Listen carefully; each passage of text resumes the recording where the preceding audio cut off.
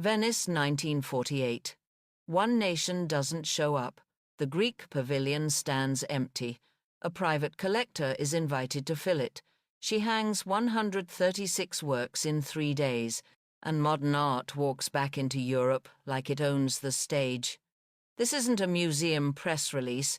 This is Peggy Guggenheim. What you'll take away, how she turned a vacancy into a victory, how design became persuasion, and why place, not just taste, can change the read of art. Before the doors open, rewind a few years, Paris 39 to 40. Peggy sets herself a rule: buy a picture a day. Cubists, surrealists, the unfashionable, the urgent. It isn't just collecting. It's salvage and a plan.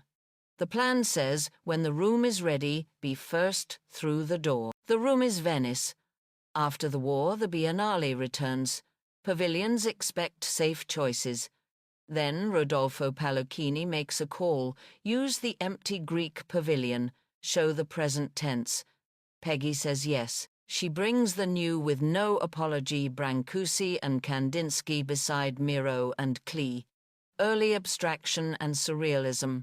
And a young American language Europe has barely heard pronounce itself. It's not nationalism. It's proof of life. For the build, she partners with Carlo Scarpa. Not a decorator, an architect of how you encounter a picture. Scarpa sketches routes, sightlines, heights. A Mondrian anchors a wall. Other works climb around it. Some pieces hang in corners, heresy then common sense now. Frames float. The gallery breathes. You don't walk past a row of rectangles.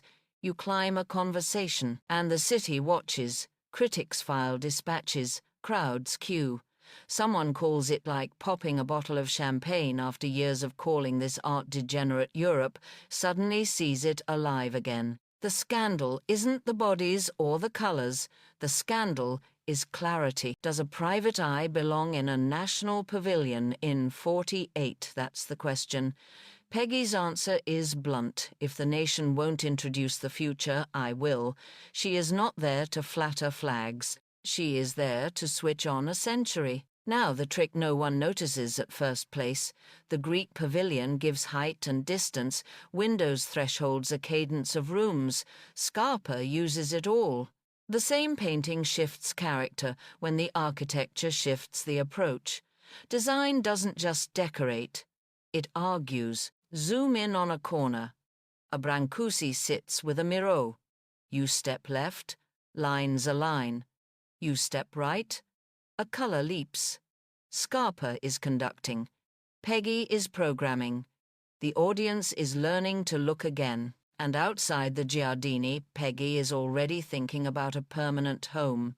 In 1949, she buys the Palazzo Venier dei Leoni on the Grand Canal.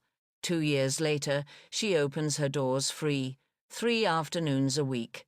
A private address becomes a public habit. Venice doesn't just host art. Venice frames it. Myths pop up as they do. Anyone with money could have done that, except they didn't. Because money acquires. A patron orchestrates. A buyer fills walls. A patron builds context. Peggy's genius isn't just what she owns. It's where and how she makes you meet it. Another myth. It was all shock value.